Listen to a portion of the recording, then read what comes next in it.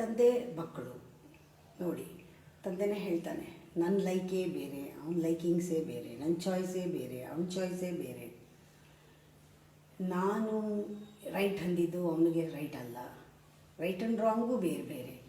ಒಂದು ಸತಿ ನೋಡಿದ್ರೆ ಇವು ನನ್ನ ಮಗನ ಅಂತ ಡೌಟ್ ಬರುತ್ತೆ, ನನ್ನ ಮಗನ ಅನಿಸ್ಬಿಡುತ್ತೆ. ಒಂದು ಕ್ವಾಲಿಟಿನೂ ನಂದಿಲ್ಲ, ಒಳ್ಳೆ ಗುಣ, ಅವನದೇ ಬೇರೆ. ಆ ಟೈಮ್ನಲ್ಲಿ ನಾವು ಅದನ್ನು ಹೇಳುವಾಗ ಕೋಪ ಮಾಡ್ಕೊಂಡು ಹೇಳ್ತೀವಿ, ನನ್ನ ಥರ ಅವನಿಲ್ಲ, ನಂದೇ ಬೇರೆ ಅವನದೇ ಬೇರೆ, ನನ್ನ ಮಗನೇ ಅಲ್ಲ ಅವನು, ನನ್ನ ಮಗನೇ ನೀನಲ್ಲ ಅಂತ ಹೇಳ್ತೀವಿ. ಹೇಳುವಾಗ ಕೋಪ ಮಾಡ್ಕೊಳ್ತೀವಿ. ಕೋಪ ಮಾಡ್ಕೊಳ್ಬೇಡಿ, ನೀವು ನಿಜ ಹೇಳ್ತಾ ಇದ್ದೀರ. ಹೋದ ಜನ್ಮದಲ್ಲಿ ಇದೇ ಗುಣ ಇತ್ತು, ನೀವು ಒಪ್ಪಿರಲಿಲ್ಲ. ಈ ಜನ್ಮದಲ್ಲಿ ನೀವು ಇದನ್ನು ಒಪ್ಪಬೇಕು ಅಂತಲೇ ಇದೇ ಗುಣದಲ್ಲಿ ನಿಮ್ಮ ಮಗ ಆಗಿ ಬಂದಿರೋದು. ಯಾಕೆಂದರೆ ಇವಾಗ ನೀವು ಒಪ್ಪಲೇಬೇಕು. ಹೇಗೆ ಒಪ್ತೀರಾ?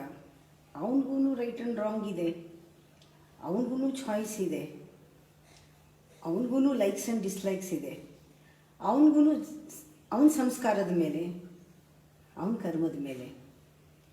ನಾನು ನನ್ನ ಮಗ ಅಂತ ಅಟ್ಯಾಚ್ಮೆಂಟಿಂದ ಪೇನ್, ದುಃಖ, ಬೇಸರ, ಇರಿಟೇಷನ್ ಮಾಡೋಕ್ಕಿಂತ ಇದು ಒಂದು ಪರೀಕ್ಷೆ. ನಾನು ಹೋದ ಜನ್ಮದಲ್ಲಿ ಇದೆಲ್ಲ ಒಪ್ಪಿಲ್ಲ, ಇವಾಗ ಒಪ್ಪಬೇಕಾಗಿದೆ ಅಲ್ಲ.